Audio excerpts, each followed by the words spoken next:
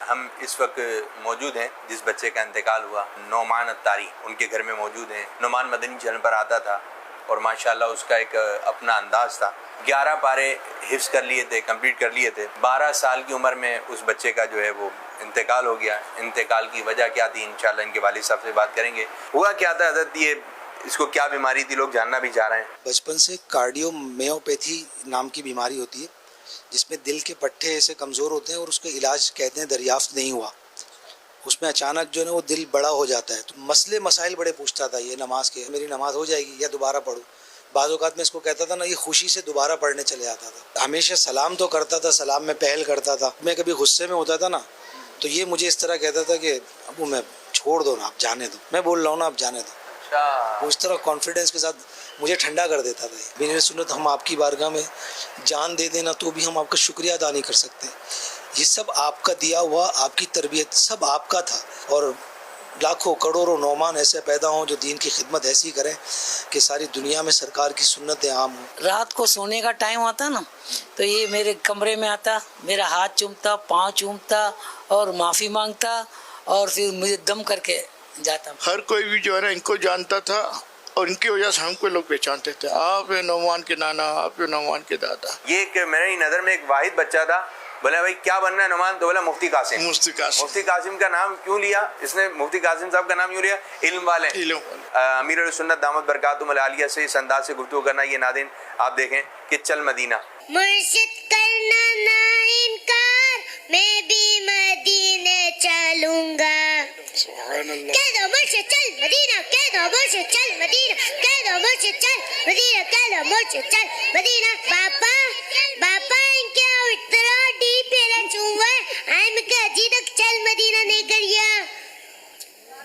ماشاءاللہ، واہ بھائی واہ۔ باپا کری نا مکے۔ اس کی ایک آڈیو ہم آپ کو سنانے لگے جس میں معافی کا ذکر ہے کہ معافی مانگنے کی اس بچے کے اندر ایک عادت تھی۔ آئی لوگ بدے گئے رمضان جو چاند مبارک، مجھ سے جو غلطی تھی کوتاہی تھی مجھے معاف کر دیجیے بدے۔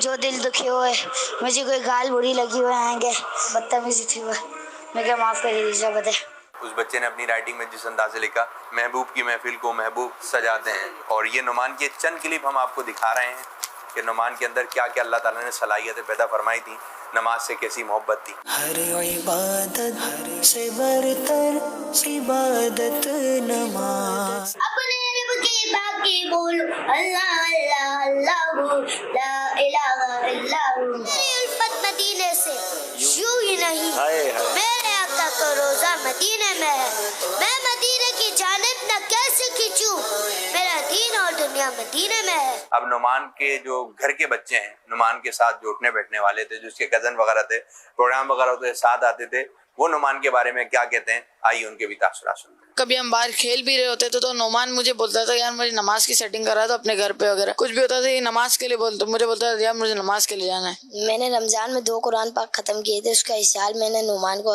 کر دیا ہے۔ درود شریف پڑھے ہیں جتنے بھی میں نے رسالے سواد نعمان کو پیش کیا ہے۔ میری اللہ پاک سے دعا ہے کہ اللہ تعالیٰ اس کو جنت الفردوس میں اعلیٰ مقام عطا فرمائے، اس کے صدقے ہماری مغفرت فرمائے۔ ماشاءاللہ، سبحان اللہ، ماشاءاللہ۔ بڑا ہونہار زیرک بچہ تھا، اللہ تعالیٰ اس کے صدقے ہماری مغفرت فرمائے، ان کے ماں باپ کو صبر عطا فرمائے۔ نابالغ تھا اس لیے اب وہ کہ بس جنت میں اللہ پاک ان کے درجے بلند کرے اور اپنے ان کے ماں باپ کے لیے نعمان کو ذخیر آخرت بنائے۔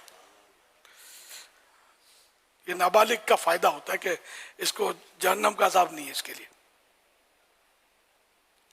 نہ قیامت کا حساب کتاب ہے۔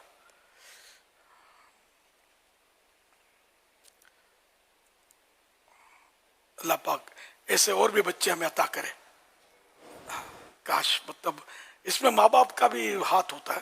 یہ ان کے والدین جو ہے نا، اس میں ان کے ابو نے تو دعوت اسلامی ماں کھولی ہے، ان کے دادا جان جو تھے یہ بہت پرانے مبلغ ہیں دعوت اسلامی کے۔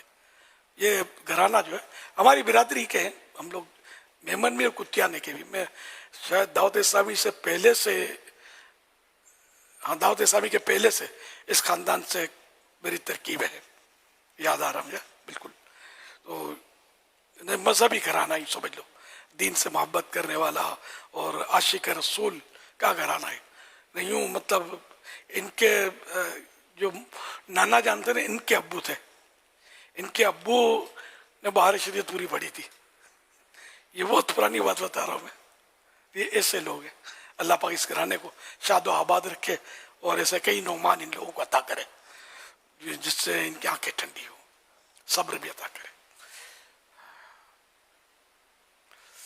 صلو علی الحبیب صلی اللہ علیہ وسلم.